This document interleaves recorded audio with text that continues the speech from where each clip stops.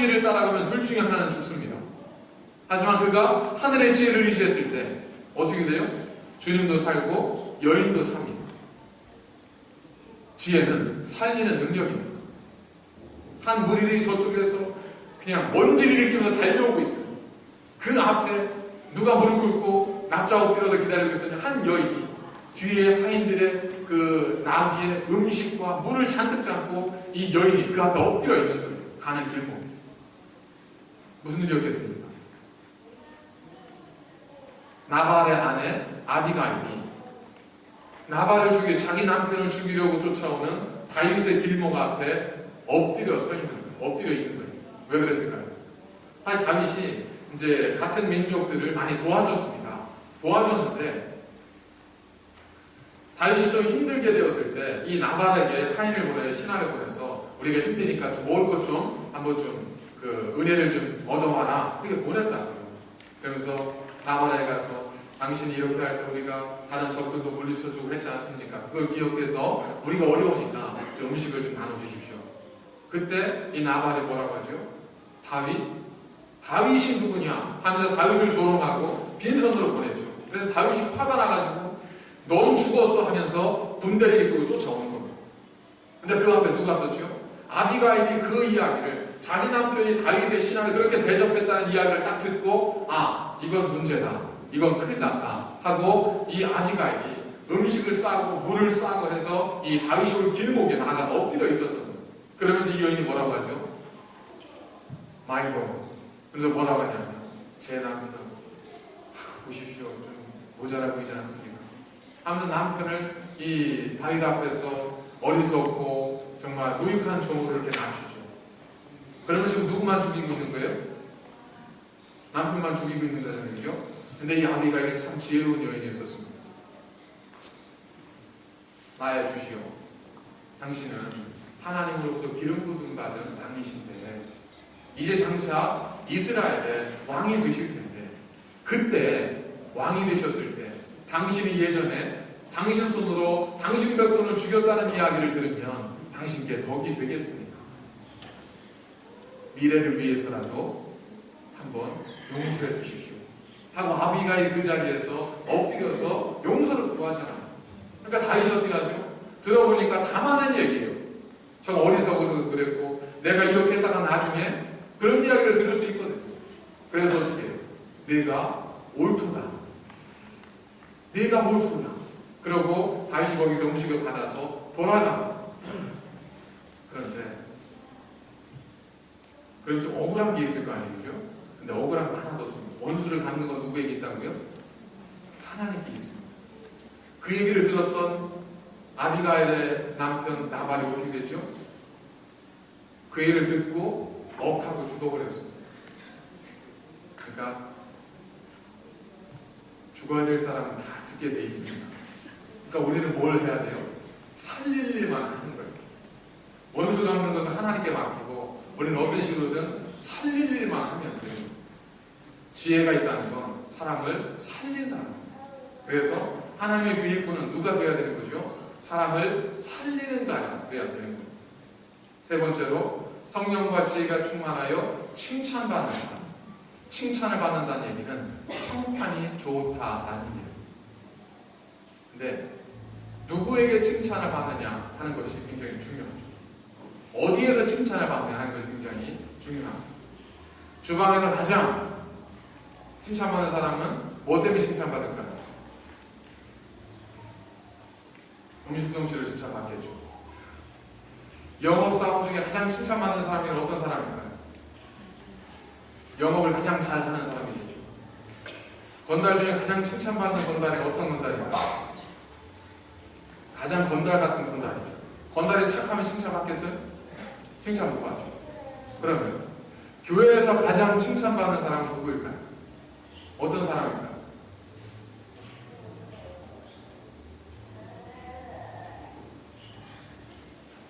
그걸 생각해야죠.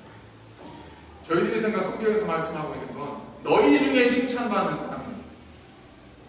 교회에서 칭찬받는 사람은 가진 것과 못 가진 것, 배운 것과 그렇지 못한 것 이런 것이 아니잖아요.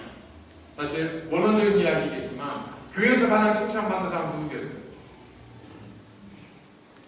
당연히 주님을 닮은 사람이지 않습니까? 당연히 하나님이 기뻐하시는 사람, 하나님을 닮고 주님을 닮은 사람이 교회에서는 칭찬받는 사람이지 않겠습니까?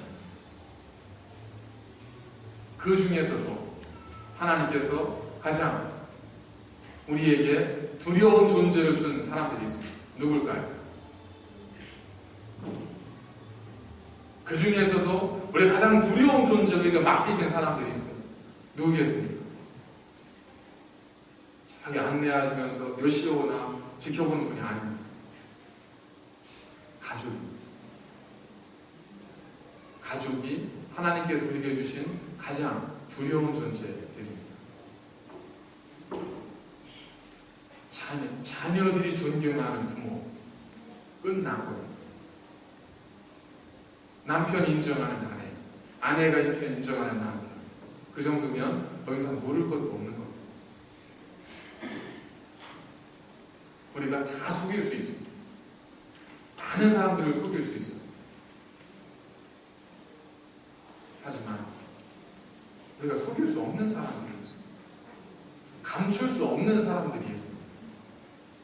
자, 근데 놀라운 건 뭐냐면 주님께서 우리 모두를 뭐라고 하셨죠? 너희는 위에 나의, 예수님 어머니 여동생이 저쪽에 왔습니다. 무슨 말이냐? 너희가 나의 형제요 자매요 가족이다 그러지 않습니까? 그러니까 우리가 가족이에요. 우리가 우리를 속여요? 천만의 말씀. 속일 수 있을 것 같지만 절대로 못 속입니다. 다 드러나게 되어 있습니다. 천하 만물이 감추인 것 중에 드러나지 않은 것이 없습니다. 그렇기 때문에 하나님께서는 기준을 정해주시고 선택은 누구에게 하게 하셨어요? 너희들이 뽑아라 그랬습니다.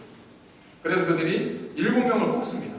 7명을 뽑았는데 그 숫자는 사실은 그 7이라는 숫자가 완전 숫자이기도 하고, 그 당시 어떤 그 커미티를 만들고 할 때 7이라고 하는 그 숫자를 주로 이제 관례적으로 만들었다고 해요. 그래서 숫자가 중요한 것이 아니라 그들이 사람을 세워서, 그것도 성령과 지혜가 충만하여 칭찬되는 사람을 세워서 그들이 가지고 있는 과제, 그들이 해결해야 될 문제들을 해결을 해냅니다.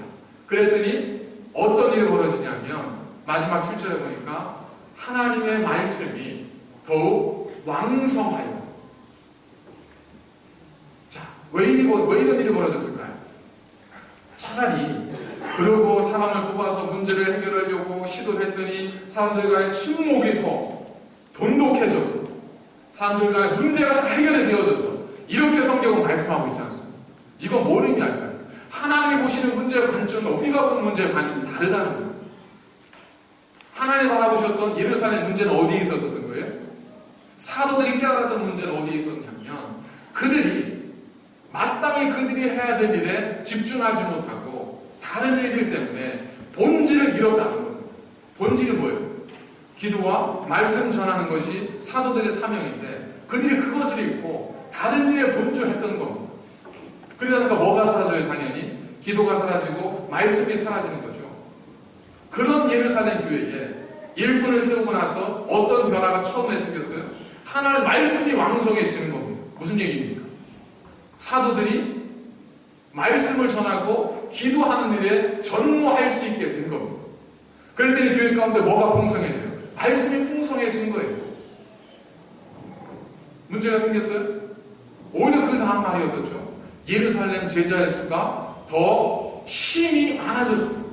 더 많아졌어요. 예전에 이 시스템을 따른다면 오히려 더 많아졌기 때문에 문제는 더 커져야 돼요. 하지만 예루살렘에 그런 문제가 있었다는 건 더 이상 언급되어 있지 않습니다. 무슨 얘기겠습니까? 그 교회에 하나님의 말씀이 왕성하고 충만하였을 때 모든 문제는 다 해결되리라는 거예요. 선지자께서 말씀하신 것 같이 너희에게 너희에게 임하는 기간은 물이 없어 목마름이 아니라 먹을 것이 없는 가람이 아니라 뭐라고요? 말씀이 없는 기간이라 했어요. 말씀이 사라질 때 그곳에는 분쟁이 자리 잡게 됩니다. 말씀과 기도가 사라질 때 그곳에는 다툼과 여러 가지 많은 갈등이 생겨나게 됩니다. 그 교회는 어떤 곳이어야 됩니까? 만민의 기도하는 집으로서 기도가 풍성해야 되는 겁니다. 그리고 하나님의 말씀이 목회자들을 통해서 풍성히 전해지는 교회가 건강한 교회요. 모든 문제들을 해결할 수 있는 교회입니다. 우리가 일꾼을 왜 세우는 거죠? 이걸 위해서 하나님의 교회에 말씀이 풍성해지게 하기 위해서입니다. 그걸 위해서 나머지 모든 일들을 일꾼들이, 뽑혀진 일꾼들이 맡겨진 권위를 가지고 그 일들을 감당해 나아가는 겁니다. 그래서 목회자들은 주로 어떤 일만 해야 되죠? 기도하는 일과 말씀 전하는 일과 가르치는 일에 전념할 수 있도록 교회가 그렇게 만들어져 가야 됩니다. 그런데 현재의 시스템은 대부분 어떻습니까? 말씀을 전하는 일에 전념하기보다는 문제를 해결하는 일에 전념하도록 다 그렇게 시스템이 만들어져 있지 않습니까? 기도를 열심히 해서 영성이 깊어지기보다는 기도 제목을 갖다 줘서 그것 때문에 치도록 하는 게 많은 교회들의 현재의 상황이지 않습니까?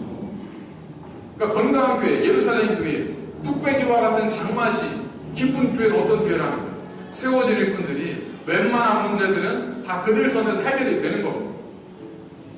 그리고 사도들에게는 걱정하지 마시고 기도하시고 말씀만 열심히 증거해 주십시오. 우리가 하나님 말씀을 가르쳐 주십시오. 나머지는 우리가 다 해결하겠습니다. 이것이 하나님의 일꾼들이 해야 될 일입니다. 이것이 하나님의 교회가 나아가야 될 길입니다. 그걸 위해서 하나님께서 지금 우리 새날교회도 일꾼들을 세우시려고 하는 거죠. 저희 새날교회도 그냥 확 끌어올랐다가 확 사라지는 냄비와 같은 그런 교회가 아니라 정말 깊은 맛을 우러낼 수 있는 뚝배기와 같은 그런 교회가 되기 위해서 목회자, 말씀을 전하고 증거하는 자는 그 일로, 그리고 하나님의 거룩한 일꾼을 부름받은 여러분들 일꾼들은 그러한 사명으로 충성을 다해서 합력할 때에 모두가 합력해서 하나님의 선하신 뜻을 이루어가는 것이고 그 교회가 이 세상에서 가장 행복한 교회가 되지 않겠습니까? 사도행전에서 그렇죠. 교회를 설명하는 말은 다 뭐냐 하면 거기에 말씀이 응왕하게 되는 겁니다.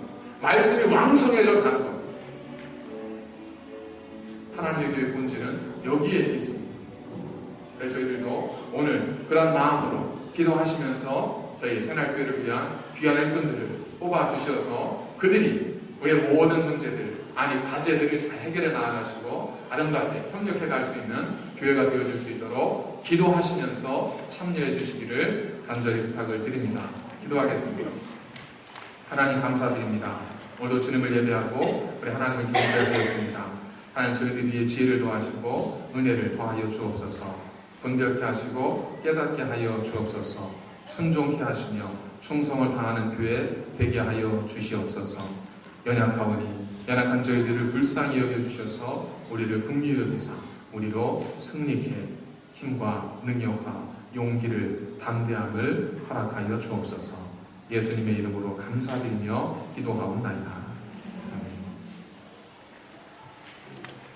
대대이신 분들과 우리 인사 나누시도록 하겠습니다.